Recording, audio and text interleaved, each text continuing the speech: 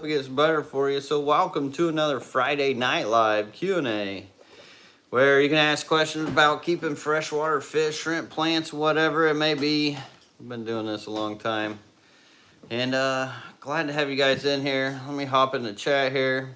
I do want to go ahead and mention just right off the bat, there is a lot of things on the website right now at LRBAquatics.com. So I've got a lot of killifish on there. We've just got some dwarf neons ready.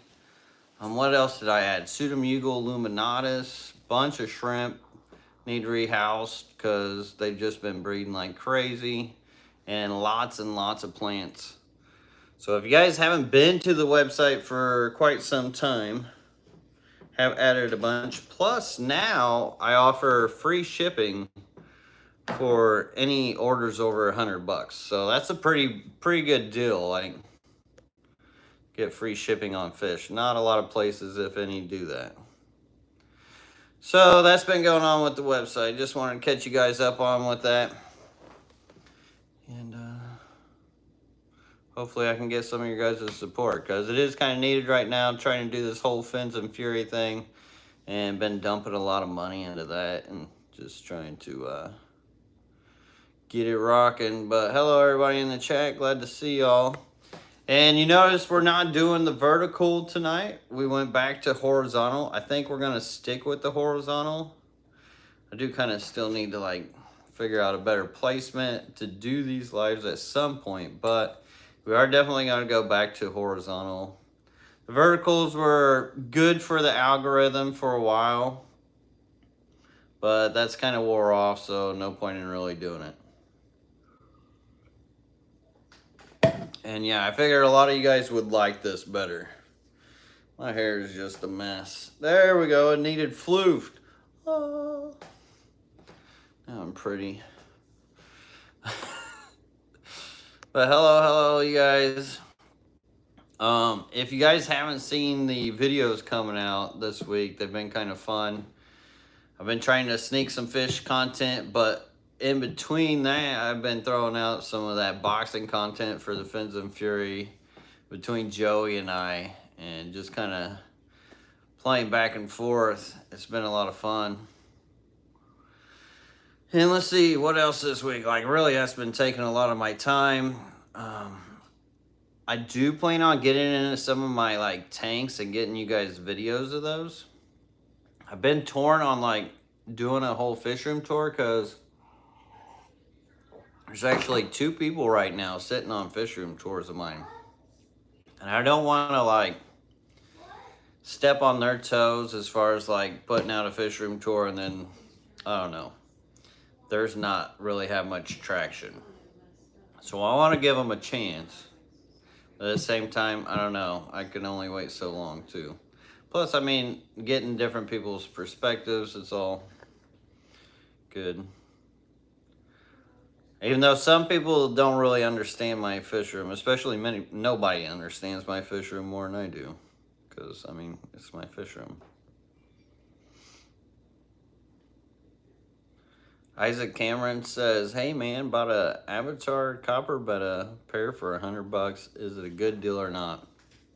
Being a pair, considering what males and females can go for, it's not too bad. I don't know the like market for bettas right now a whole lot, but the ones that I've seen like a couple years ago when I would go to the shows, like, that's about right. It's not too far off. I've spent $500 on different pairs of bettas before, so you're talking to a guy who's just thrown money at bettas before. The panda bettas and the 7-color Nemos, when they first come out, I was just like, take my money. I had it. Like, just take my money. I got them to breed, but the thing about bettas, especially those 7-color Nemos, they'll throw a lot of cellophanes. It's a real pain. Get anything good out of them.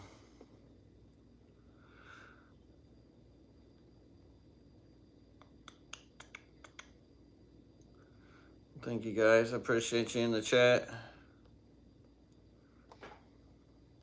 Stan Pittman says, have you ever kept the wild caught grass shrimp? I have setups and tank full of them. Any tips? So I have like back in the day on accident, and that's how I realized that there was a difference between ghost and grass shrimp. And you know, they're pretty easy to keep. I don't think they really care as far as water hardness. Getting them may be a gamble, like unless you actually seek those grass shrimp. If you're just trying to hope that you get some ghost shrimp and they end up being grass shrimp, can be tricky because usually the fish stores, when they get them, like they have their one suppliers, and that usually stays with that supplier, so they'll keep getting the same thing. But if you can actually get a hold of some grass shrimp, they're great for ecosystems and to put into planet aquariums and just your aquarium in general. Add in a food web, put some rock piles in there. Matter of fact, like my axolotl tanks, I've got shrimp that naturally live in with the axolotls. Same thing with my rope fish, to where it's just part of the food web, kind of like a real pond would be. Matter of fact, they're out in our ponds here on the property. If I really wanted to go make a tank of them, I'd just scoop some out. Maybe one day I'll do that. Shady Grady, glad to hear your barbs are doing good.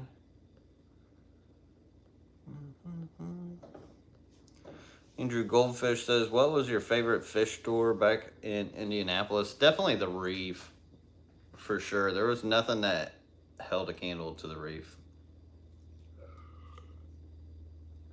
There's a few other like small mom and pop shops, but they weren't anything like the Reef. And you know, the box stores, they get kind of old. Yeah, Uncle Bill's was alright, but then they got too corporate. And the Uncle Bill's that I liked in Indianapolis was the one on the south side, and it was actually run by his son. So he did a better job at that store than the other stores on like the north side and whatnot. But yeah, definitely the Reef.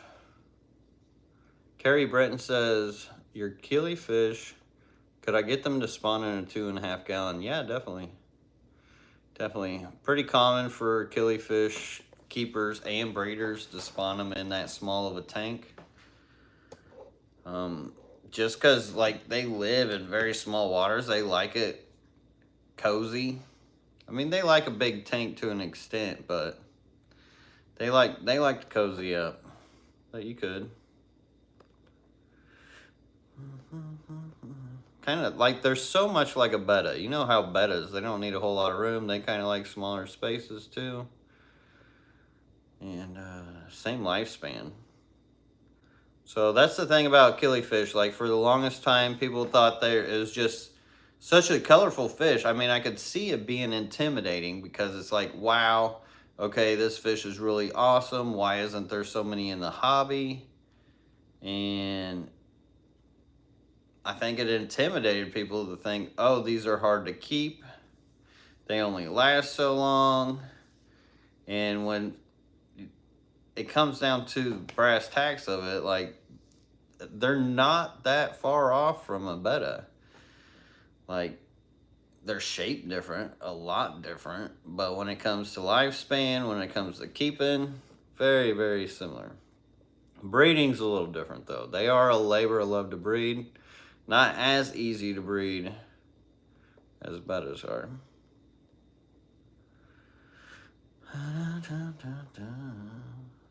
Anna Banana says, how much culling do you need to do with your yellow Neocaridina, especially compared to the red?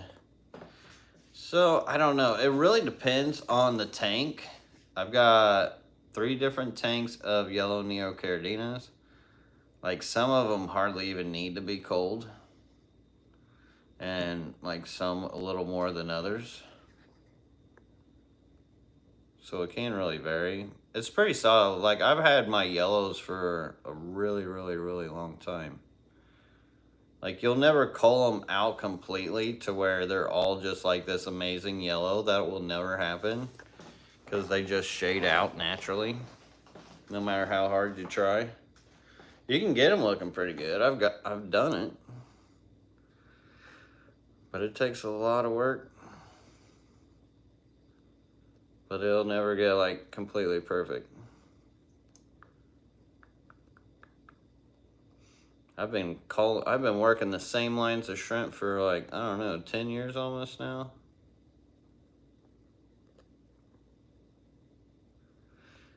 Fisk Calderson, member for 13 months. Thank you so much for that, Fisk. Yeah, glad to have you back, buddy. Lou Ellen for 8 months, member. Always good to see you. Thank you for your support. Your guys' support actually means a whole lot to me right now, because YouTube just... Granted, I haven't really been putting out the long-term or long-form videos like I need to. So I need to do that more, to just kind of push more of that YouTube, because I actually rely on YouTube a lot just to pay for my monthly bills. Andrew Goldfish says, how many different types of rainbow fish have you kept? I'm thinking of getting some Bozemanii. Oh God, I don't even know. Probably like 30 different types. Even though you don't really count Pseudomugils anymore as rainbow fish, but I would still say probably about 30 different types within my lifetime at least. I don't bounce around from many, and it's taken me like trying all those different types to get farther down the rabbit hole of keeping rainbow fish. So like the more you get into it, like there's the ones you'll find in the store, and they're great. They're great. But then you start learning about the ones that, you know, they don't have common names. They're really crazy. They're really hard to get a hold of, like a Glossolepis maculosus rainbow fish. When you start getting to that, it'll lead you down a crazy rabbit hole. And now I have more of my favorites out of those. So what I really keep anymore is kind of just my favorites.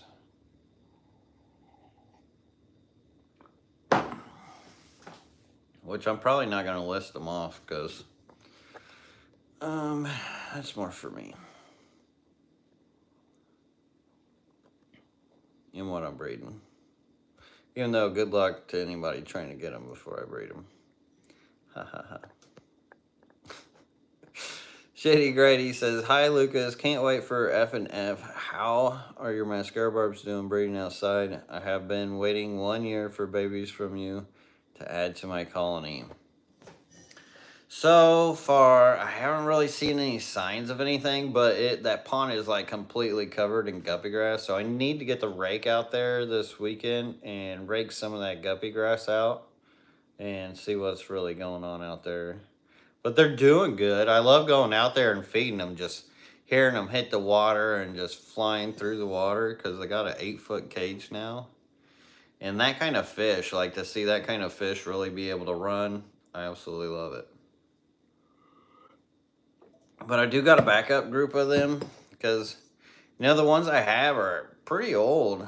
I don't know how long they live, but they got to be at what, at least 7 or 8 years old, I think.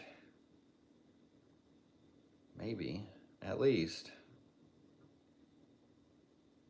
Did I have them like about when Wesley was born, didn't I? Or a couple years after? Yeah, a couple years after. So yeah, it'd be about 7. But I do got a younger group. If they don't really try throwing anything, maybe I'll try later with the younger group. Kind of surprised they haven't, though. I figured I'd already have like babies all over the place.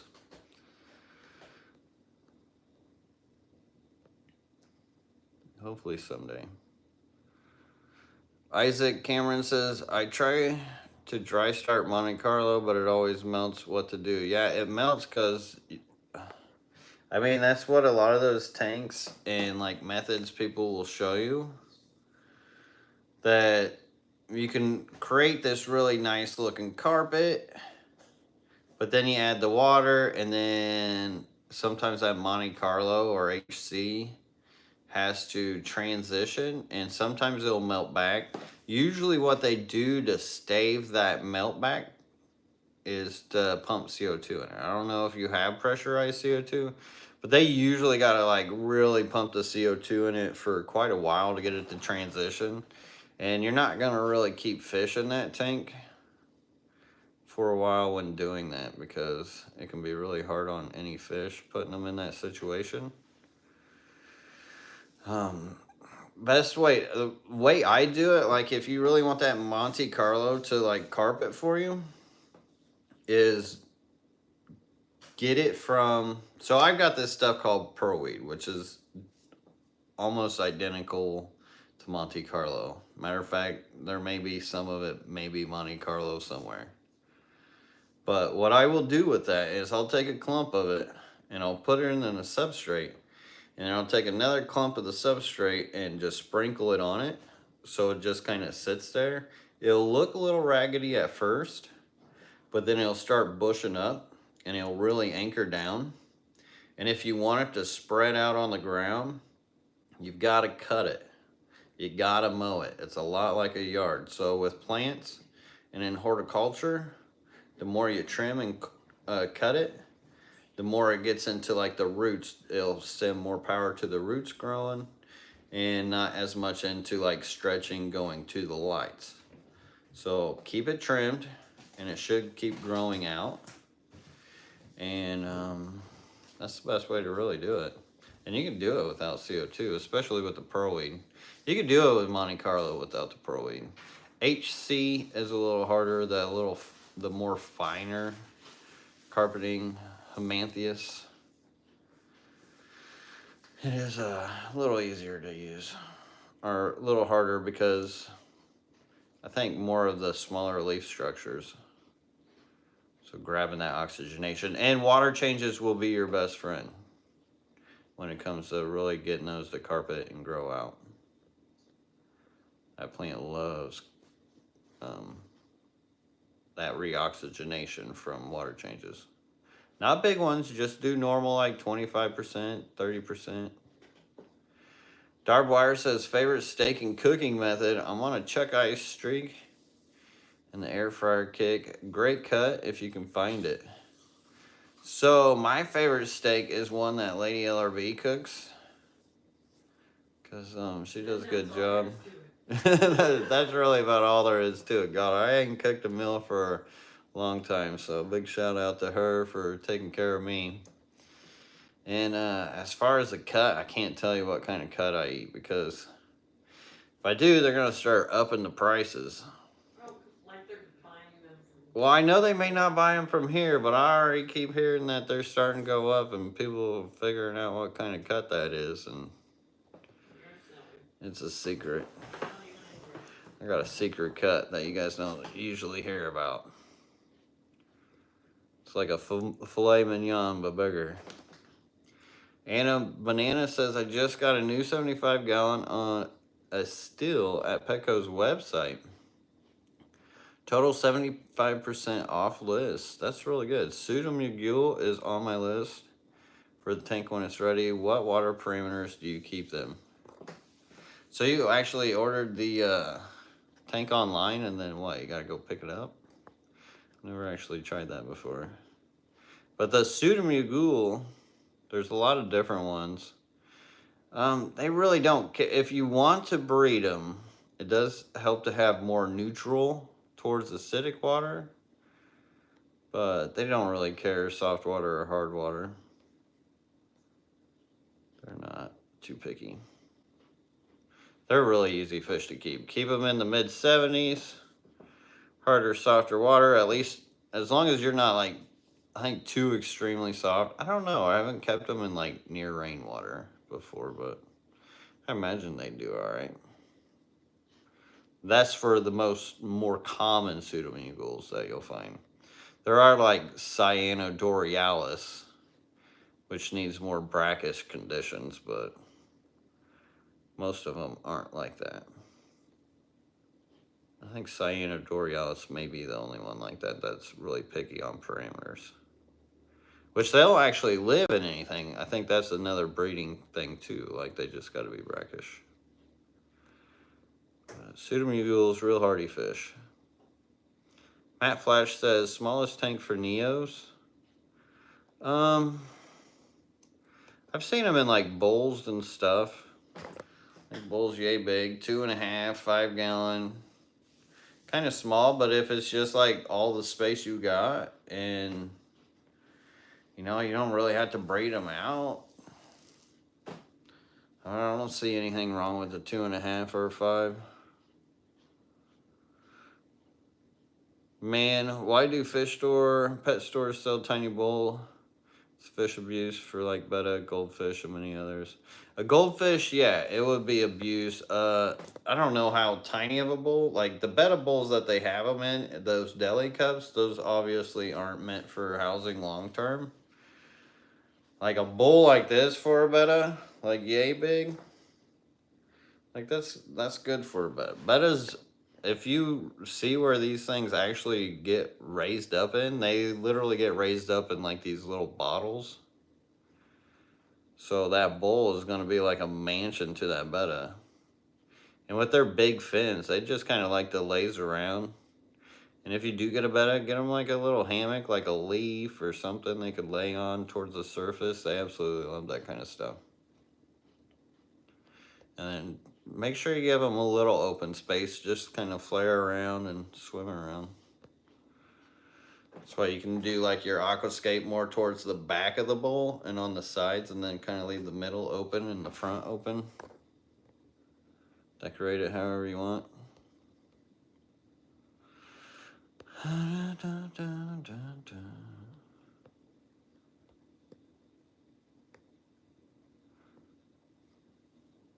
Earlier this year, I got some Amphisemium volcanum from you, and they had babies probably a month ago. Just noticed them in a planted tank with your blue stars inlers. That is really awesome. Excited. Glad to hear it, buddy. That is cool.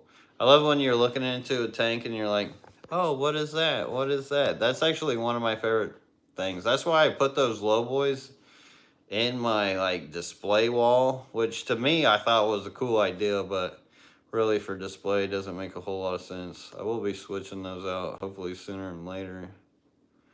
I just love that kind of stuff. Brandy Rutledge, good to see you in here. I was thinking about you just the other day.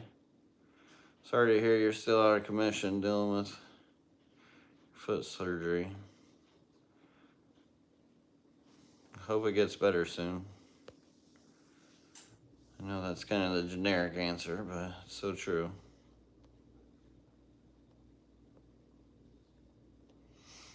Andrew Goldfish says, have you ever kept Amano shrimp? Too bad that the babies need salt water to raise them.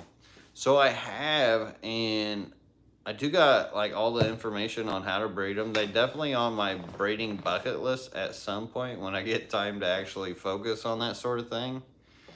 But one of the craziest things when I was keeping Amano shrimp was I had them in this clay-like dirt from Indiana. And there was something in that clay dirt that they just like, I capped it with some Eco-Complete, but they went underneath that Eco-Complete and turned that whole substrate in that tank over to get something that was in that clay dirt. They absolutely loved something that was in there. I don't know what it was, but they loved it. They got massive in there. And it didn't take long for just a couple of them to really put the work in. They are eaters. Heavy, heavy eaters. You gotta really feed them on those. That's why they tend to be good at eating algae better than any other shrimp. And that's, I think, just due to their healthy appetite. Garb wire, think corridors care if you have carpet versus sand. So it is harder to carpet when you got corridors because they love to sift, which means they'll just sift around your plant and then just kind of bring up the edges. If you're gonna have a carpet, hair grass is probably your best option with a carpet for corridors, because it's a little harder for the corridors to actually root them up, because the hair grass can actually go pretty far down and grow out of the sand as far as the root structure and the stem structure than any other aquarium plants. But always leave them some room to sift around in some sand, because that is their favorite pastime to do. Corey's absolutely loves sand sifting.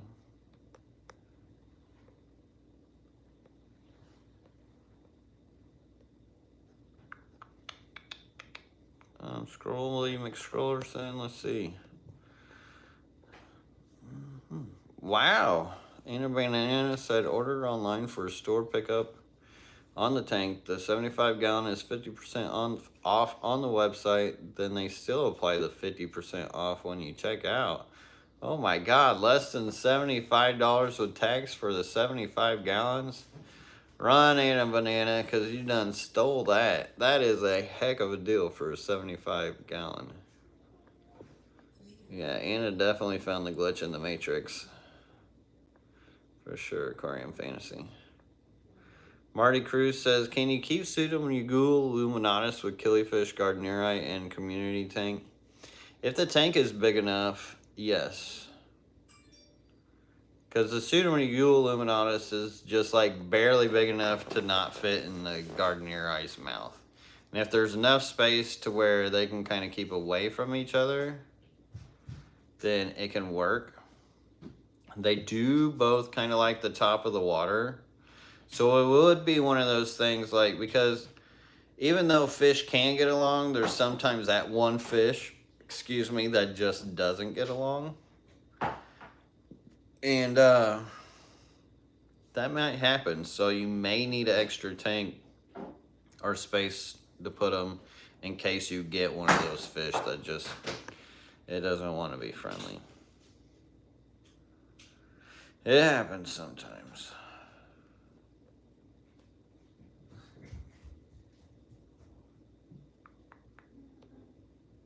Matt Flash says, what's your favorite topwater plant? Actually, Matt Flash, I don't know if you see my 10 plus unusual floaters. I only said it was like a top 10 or something like that because that was like the thing to do back then. There's like, I don't know how many different types. I think at least 14, 15 maybe. But there's a lot of topwater plants I love, so it would be hard to pick a favorite. And if you haven't seen that video, I definitely highly recommend you watching it because you're going to be like, oh wow, didn't really think about that as being a topwater plant. Because you can make pretty much most aquarium plants topwater plants. Shoot, I grow Vallisneria topwater. Aquarium Fantasy, what is a killifish you are looking for but can't find?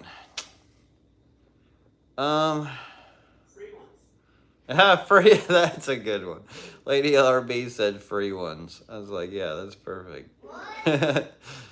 Mom said free killifish. That's the best ones. That's the ones I'm looking for that I can't find. But, yeah, besides that, I can't really tell you. Because, I mean, I've kept most of the killifish that I've ever wanted at some point. Now, there's a lot of killifish that are hard to get. Although I've kept them. There's a lot more I would like to see in my collection that I could get out to people, but I just know it's not practical because I'm only one man. And I have a lot of aquariums and things I've got to deal with and other species and types. So I would never be able to put all my focus and attention towards killifish, I don't think, but definitely promote it.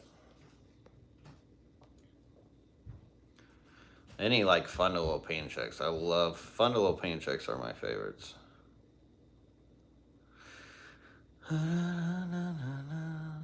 Aquarium Fantasy reminding everyone, don't forget to use the question mark so Lucas can see your questions better. Yeah, if you want to spam those questions, that's the best way for me to see them.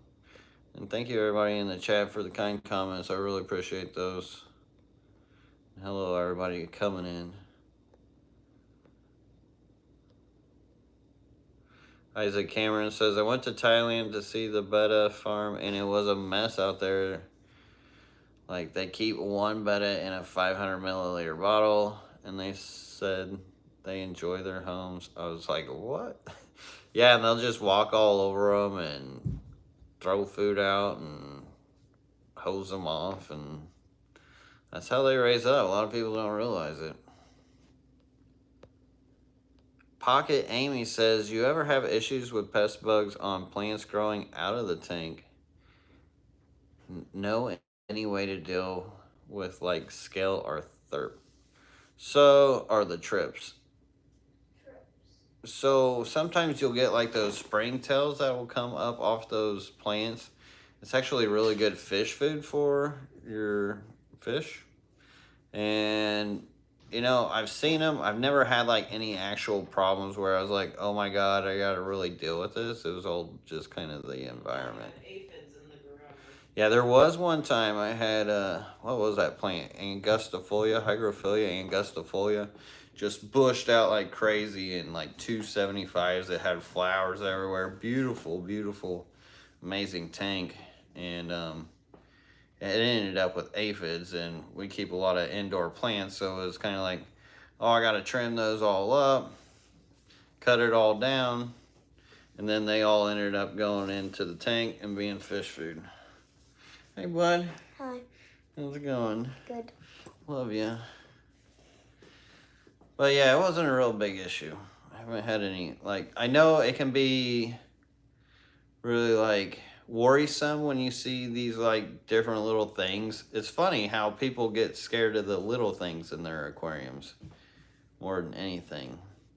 But often they will get scared seeing these little bugs and or little like cyclops or springtails, which, you know, they're just part of the ecosystem.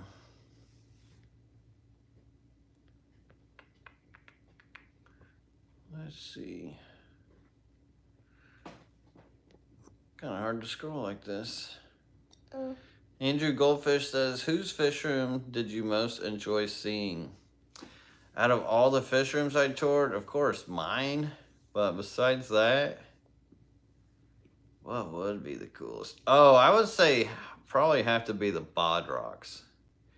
Because you got Eric Bodrock's side, and then you got Regina Spotty's side.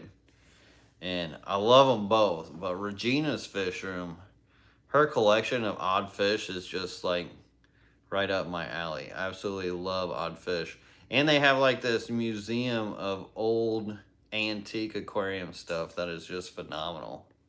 Which I got a tour of all that stuff on the channel. Dun, dun, dun, dun, dun. Cameron Lou says, hello Lucas, just hatched my first killifish from peat moss, Negropenis. Put them in a fluval breeding box. They're laying on the bottom of the box. Should I still feed them? What are the next steps?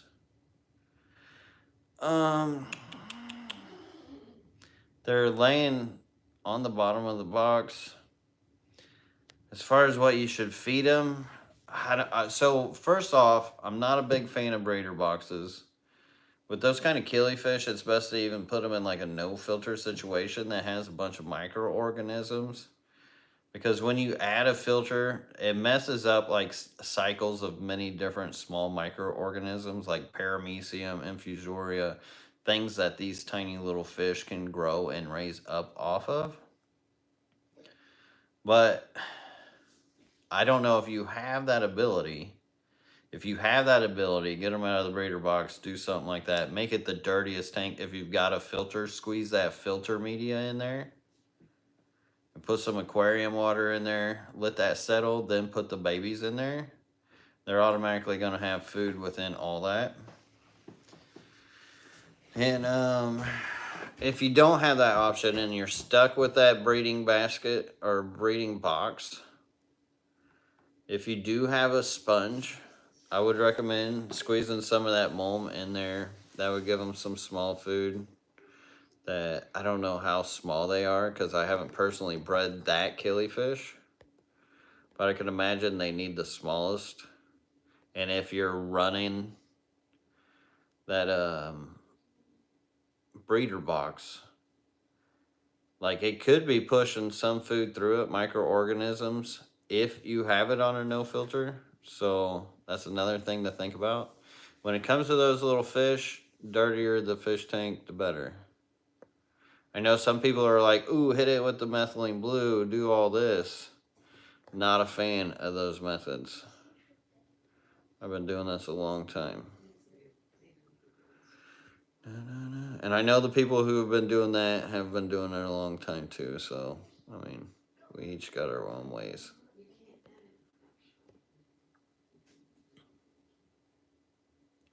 Shrimp Sanctuary says betta hype in Asia is going down yet again, similar to shrimp.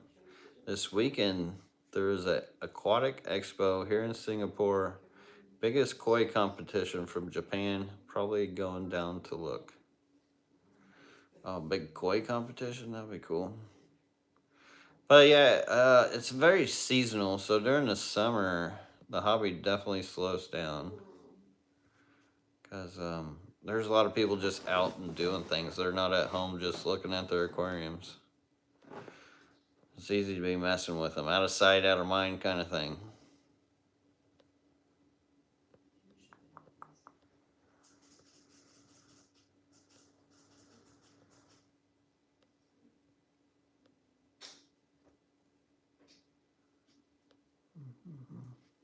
Oh yeah, Dean, I forgot to throw those breather bags in for you.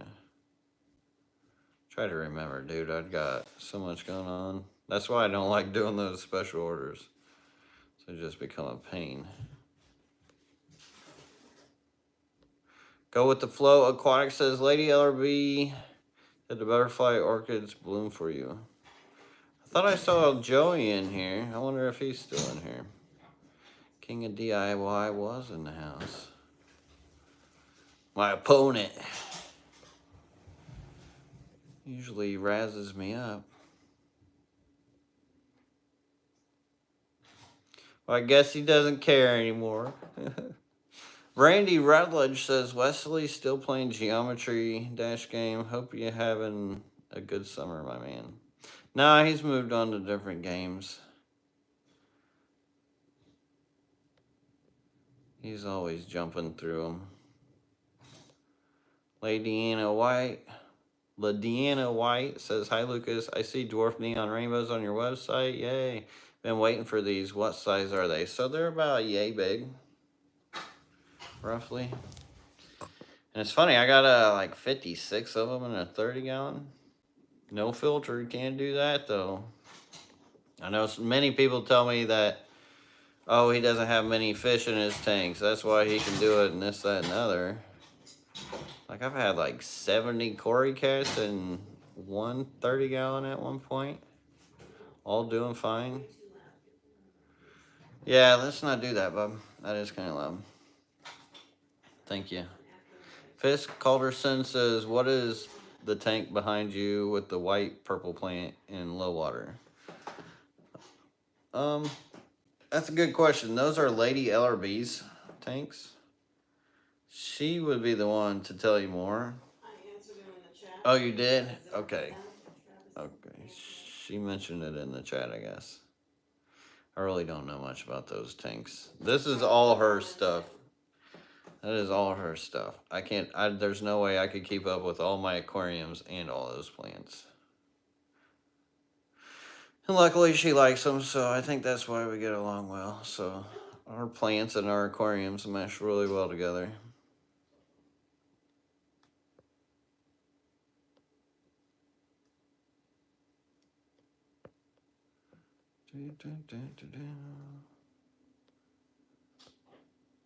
Yeah, it is a bright plant.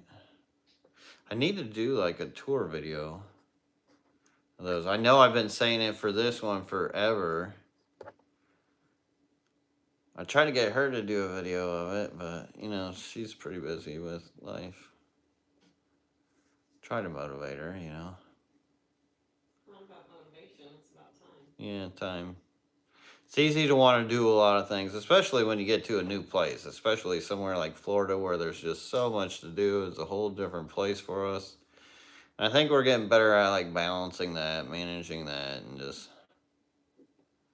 really getting things settled. Moves are never easy. Andrew Goldfish says, what would you do if you lost power for a week? It seems your tanks wouldn't even notice. Yep, you hit it on the head there, Andrew.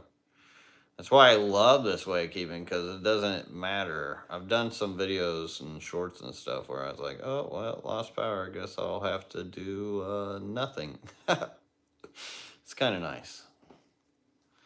Isaac Cameron says, hey man, what are the size of your blue guppy pair? I see them on your website. So they're really nice. They're about like yay big. Really nice. They came from the president of the Guppy Association. Happens to be in my club. The IFGA president.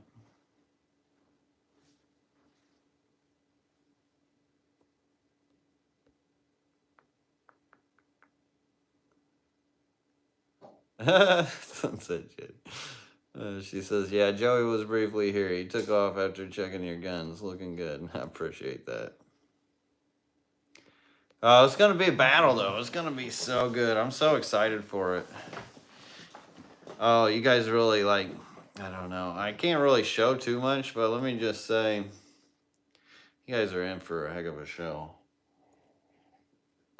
And God be on my side. I'm going home with that belt. Elser says, how are the mascara barbs going outside? Any spawning? Sorry, I'm sure you have been asked 20 times. But actually, that's the second time, Elser. They are doing good. Haven't seen any spawning. Got to get some guppy grass pulled out of there, see if I see anything. I wonder if they don't like the heat. I don't know if the heat is too much for them. I could imagine the water can't be too much hotter than where they come from naturally. Sia Llewellyn says, I love my blue guppy pair I got from LRB. Highly recommend. My female is about to drop some fry. Yeah, a lot of the guppies, if you get them from me, they're all about to pop. They're all just waiting for a new tank to pop babies in.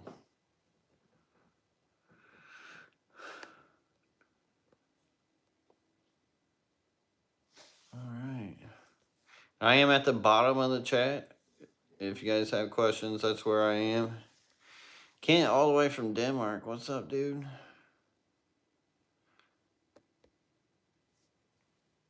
Stephen Smith says, I wonder how much Joey learns from LRB's channel. I think we all learn from each other. One thing I would like to learn from him would be like how to really build aquariums. Like those big aquariums. Because he's done like acrylic aquariums. Like I can get the gist of it. But like to seal it and all that, I don't know. It'd be cool to have somebody show you hands-on.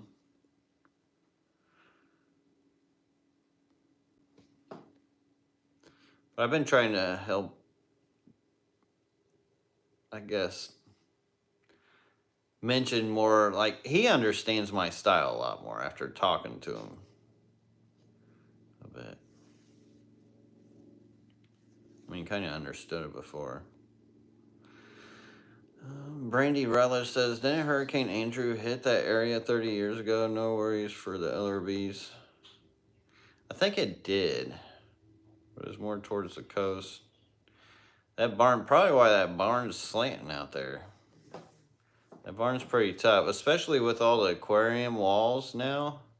The things, it will hopefully hold up against a hurricane. Reinforce the walls with aquariums.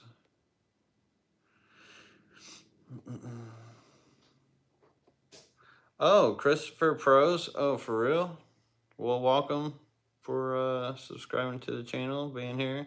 We do things a lot different here. It's kind of towards the end of the rabbit hole of aquarium keeping. So it's really simple. We keep it simple here. We keep it natural. But we definitely do it a lot different than what the industry will teach. We use it more as nature intended. And we try to keep it affordable for people because, you know, this hobby can be expensive. As expensive as you want to let it be. Like, I've built a lot of my fish tanks pretty much on a budget. But welcome, and glad to hear he got that Fishroom tour out. I'll be excited to watch that after this. I was kind of wondering when he was going to put that out. I actually mentioned earlier in the short there was 2 people holding Fishroom tours of mine. And he was one of them. And he was kind of confused on like what I was really doing here too, because it is so different. So it should be interesting to see like how he really put that together. I'm excited for that. So thank you for letting me know, and welcome. Fish Streams, thank you for re-upping that membership. Appreciate you, Fish Streams. Support is very helpful here. Aquarium Fantasy, are you going to Aquashella? So I was invited, but with it being so close to Fins and Fury, I just can't do it. Like, I got to be optimal and primed up for Joey. Not that I really think I really... Like, I know he's not going to be an easy match. Like, dude knows what he's doing. I think I could do it regardless, but why just barely do it? I mean, right now, my skills are honed. So, I want to keep them that way. Andrew Goldfish says, what's the longest you've been away from your fish room? A week. And actually, believe it or not, my fish room always looks better when I come home from not throwing all that like tetracolor tropical granules in my tanks. Because they actually do finally like go around and clean things up. Because they will get hungry enough. And with my environments, there's always something for them to eat in my aquariums. So they don't like go starving. But if you're throwing in cheeseburgers into a tank, which is like the equivalency of the tropical granules, of course they're going to go after that. But if you're not throwing in those cheeseburgers, they'll start eating the salads and stuff.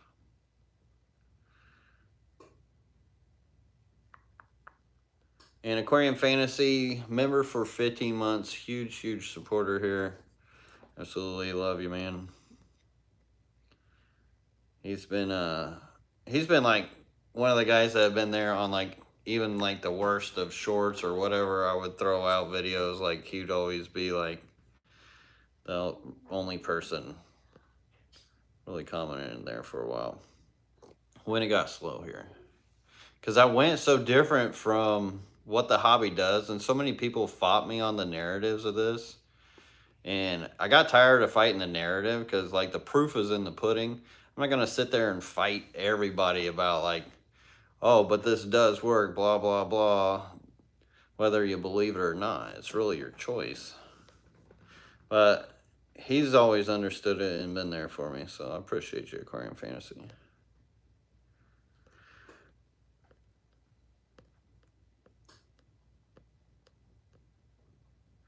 Danielle wants me folded like a wonton. Go with the flow. Aquatics says, Lucas, are you going to Aqua Expo in October?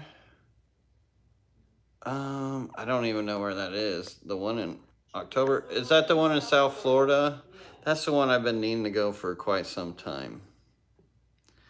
I do need to go to that. We'll see. We'll see. I think I may have something booked for October, though.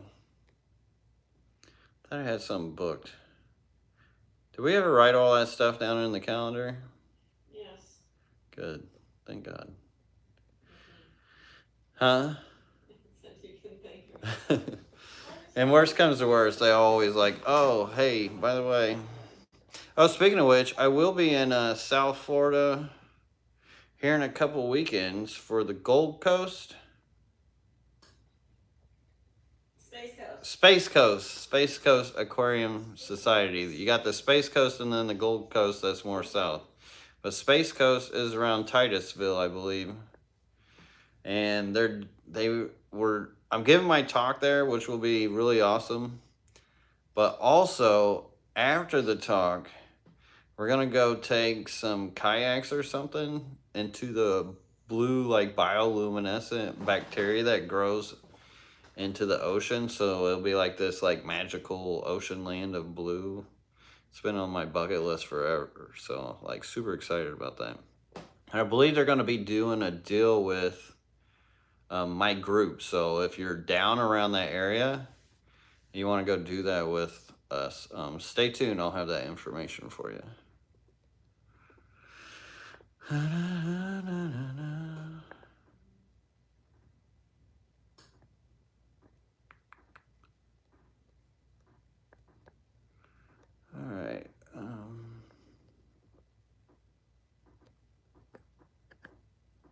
I appreciate that, Matt Flash. Christopher.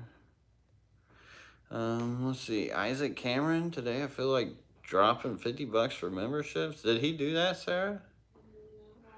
Okay. I was gonna say he didn't have his own membership. Elser says, got any tips for Crypt Parva LRB? Plants are just so expensive in Australia. I bought some Parva for about $30 US and there's barely anything. LO plant about 3/4 square. Want it to thrive if possible. So the thing about the Parva Crypt, a super slow grower. I hate to tell you, but it is a slow grower. Matter of fact, the video I was going to do for you guys in this tank that I kind of need to clean up because the Luigi Archeata is just going bananas. And I just had let it go for too long. I've got to get to it before like algae takes over because it's just nothing but Archeata. But I've had this like Parva Crypt and it's only about yay big. And I've had that Parva Crypt for at least 10 years. So it's a slow grower. If you can get like the power soil, that could help it. I would water change. I want to really CO2 it, but do steady water changes. Get some of that like ADA soil or something, because that stuff's just like steroids for plants. Matter of fact, I think it's in like some Brightwell right now. But it's a slow growing crypt. That's probably why it's more costly for you.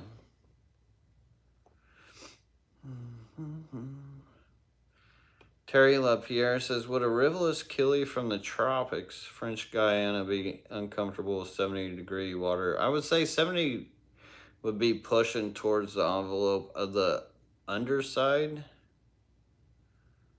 But I don't think it would be like death for them. I think they would be able to handle it. But if you could warm them up just a little bit, like upper 70s to mid 70s, I mean, coming from French Guiana, that's probably the best for them if possible. Well, thank you so much, Ladine. I usually say it so well, Ladiana White, for grabbing up those dwarf neons and the Pseudomugil illuminatus. I appreciate that. And just you being here all the time. Been an awesome supporter. Ben Sharp says, are your ponds drying up? The ones out, like my big ponds, they've been really low. The ones that I have, like my aquarium fish, they're pretty much top full. I don't know why the groundwater is so low when we've been getting a lot of rain.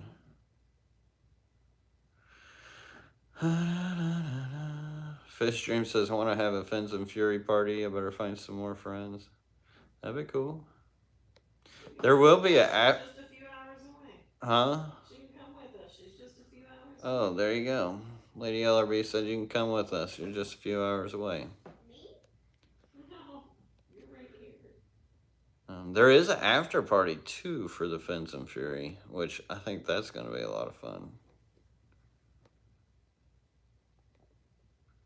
This is going to be pretty wild, actually, the after party.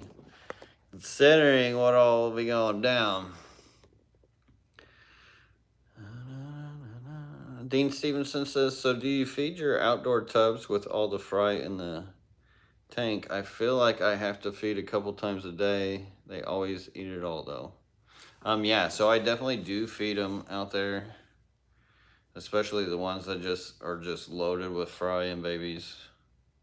So a lot of them are getting to juveniles right now. But yeah, it's good if you can feed them a couple days if possible. I usually chuck a ton of food in, and then like what the fish don't eat, the microorganisms and everything else does. Man, I ate way too much for dinner. Can't AJDK, I've been trying to keep my weight up. Axolotl what live food can you recommend for them? Asking for a coworker who just got some. So with mine, I like to keep shrimp in with my axolotls. So I created a rock pile. Now you got to be careful with your rocks because you don't want your axolotl to get one stuck in its mouth. So I tend to go with like the 3-4 inch, or may even be like 2 to 3 inch. And I create a little rock pile with that, and then I put shrimp in their tank, and then the shrimp go in the rock pile. They have a nursery, then they have this whole food web, and they absolutely just love hunting those things down all day. And it gives them something interactive to do with your aquarium too. Some people feed them worms too. Rainy Relish says you need to come to Atlanta Fish Club. Well, have them send me an email. There's a few clubs I'll be going to. I don't think I've talked to the Atlanta club yet. I may at like a convention. I've heard of it. I haven't like put anything down on them.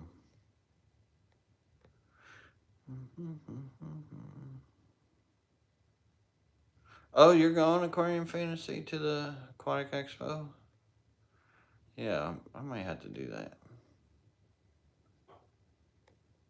But he needs to come to your Talking Expo, because that's like right there in town. Oh yeah, he's just right over there. So he can go do the glowing phytoplankton with me. Brandy Rutledge says that she has seen the glowing phytoplankton in college. Super cool. Yeah, definitely bucket list for me. I've always wanted to do that. T-Shot says, can a pair of Funnellopanchex gardneri massage pair go in a tank with a group of orange flash apistos? 40 gallons at 78 degrees. You know, I think they could because the apistos usually stay within their area and they're more at the bottom. Killifish are more at the top. They may like do some like back and forth, like, hey, get out of here kind of stuff.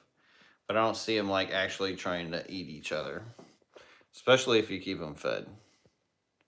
So you probably could, but I would definitely recommend a top on that tank because if they do get driven by the pistos at all, they will try to jump out.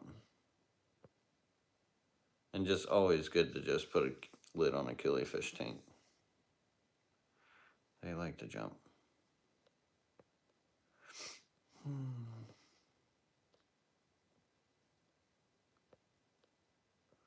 Elser says, would love to see the crypt tank video if you get around to it. Thanks for the advice. So hopefully, actually this week, like I have to deal with that, or this weekend, I have to deal with that tank. So, I mean, I might as well film it.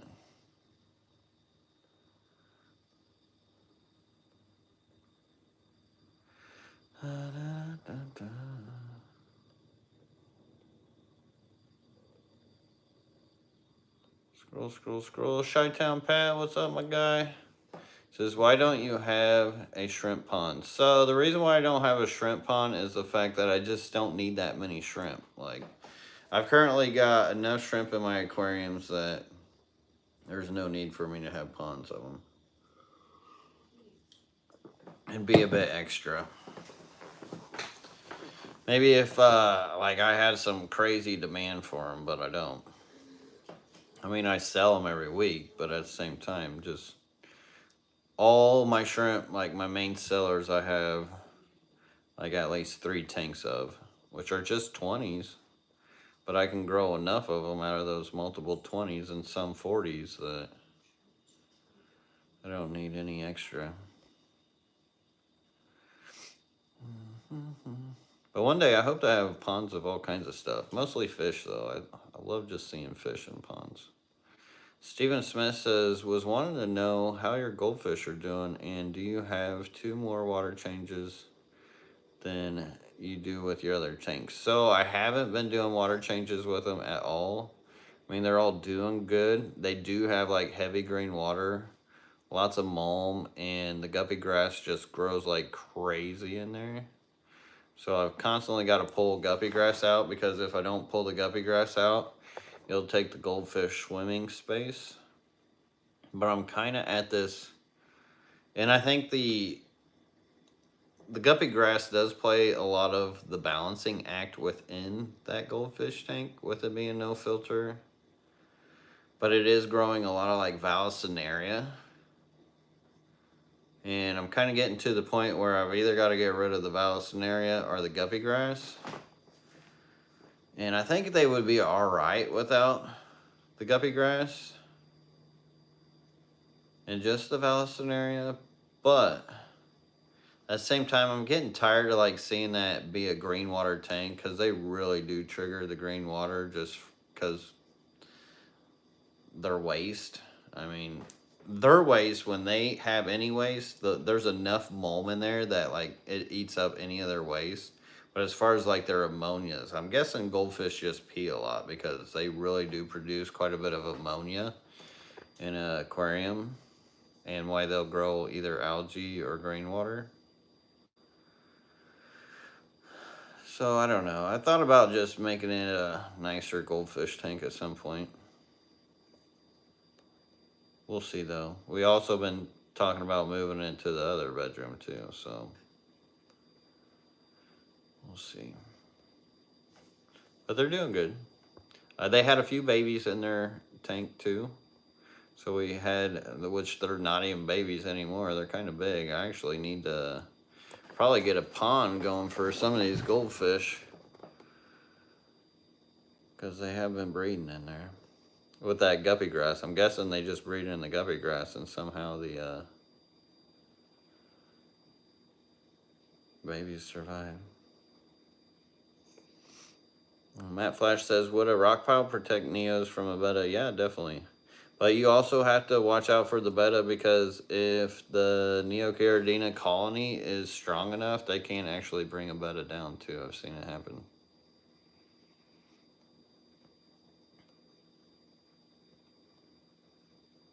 Deacon says, how do you hide your wiring on the metal shelf tanks behind you? So with the light here, you can actually see the line it actually goes just straight down. So it's not really hiding much. I think that's the only light there. So there's not a whole lot of wiring. Since we don't run filters or anything, we don't have to hide a lot of that stuff. And with a good aquascape, if you guys are serious about aquascaping, that's half the battle, is hiding your equipment. Have to be mindful about that. If you really want like a nice display tank, trying to hide your equipment and lines and wires and stuff with either your scape or how you position it can go a long way.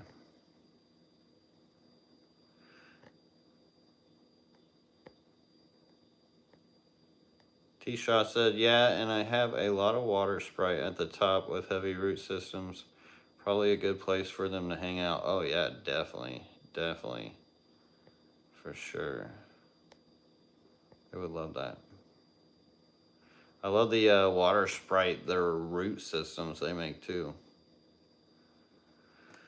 Andrew Goldfish says, how much of a difference does putting a lid on your tanks make? So on the no filter tanks, you do have to be careful putting airtight seal lids on there. You do want more of a breathable lid, because if you don't, then there's going to be no atmospheric exchange from the surface tension and everything else.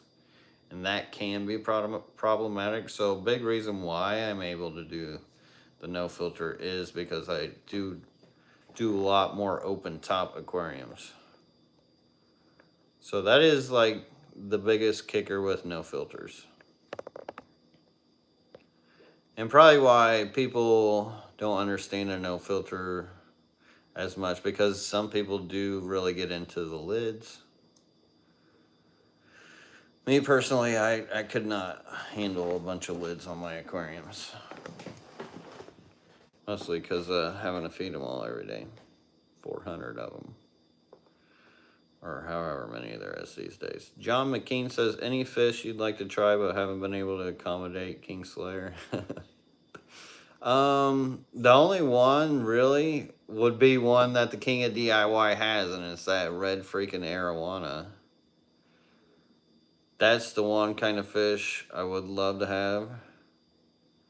But I'd have to have the space for it too. There's quite a few bigger fish that I would like to have, like the flagfish as well.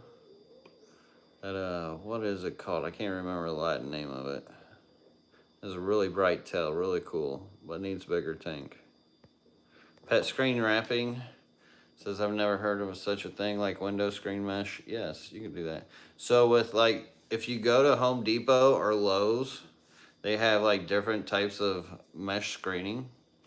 One of them is a pet screening, which is more of a thicker, wider, I guess, grid of material. Brandy Relish says goldfish are master ammonia makers. That they are. And plants absolutely love ammonia. So does beneficial bacteria. Deacon says no heaters. Down here in Florida, definitely don't need any heaters. But when I was up north, I would put heaters on my bottom tanks. That way the heat would radiate, and I would just turn those bottom tanks into space radiators. Because that's essentially what your aquarium becomes when you put a heater in it. It becomes a space radiator. Fishroom says, how are the axolotls doing? New concept to me on keeping them in warmer location and no filter. They're doing great. I mean, the pogo stimming in there is the best. I have it growing anywhere. So the plants are growing really good in there. The shrimp have been able to stabilize and just naturally keep going to the point where they just can't eat them all. And they're happy. I love just watching them all stanced up, always looking at you with their cute little faces. And there's been a couple times where the power has gone off, and it did get kind of warm in here. They all did well. I mean, they come from Mexico, so I know not all that water is completely spring cooled, because they have moved or created like a bunch of little canals here and there. So, you know, farther it gets away from the spring head, more it gets in the shallow water, the warmer that water gets. And I've seen them live in that out in the wild, so with trash all around them in these muddy little holes. So they're a lot stronger than what some people will lead you to believe. And that's why I do keep them that way, to help show people that, hey, these aren't really that sensitive as some people are just like, oh my God, there's no way you can do this or even keep them or think about keeping them if you don't do this, this, and this, which is just not true. So that's why I do what I do here. But I hope you guys enjoyed this live. We're well over an hour, and I'm gonna hop off here. I'm just ready to kind of take it easy. It's been a long week. And I'll see you guys on the next one. And if you got questions and you really want them asked, go ahead and throw them in the comments. I'll get to them as soon as I can. And until next time, everybody, peace. Have a great one. And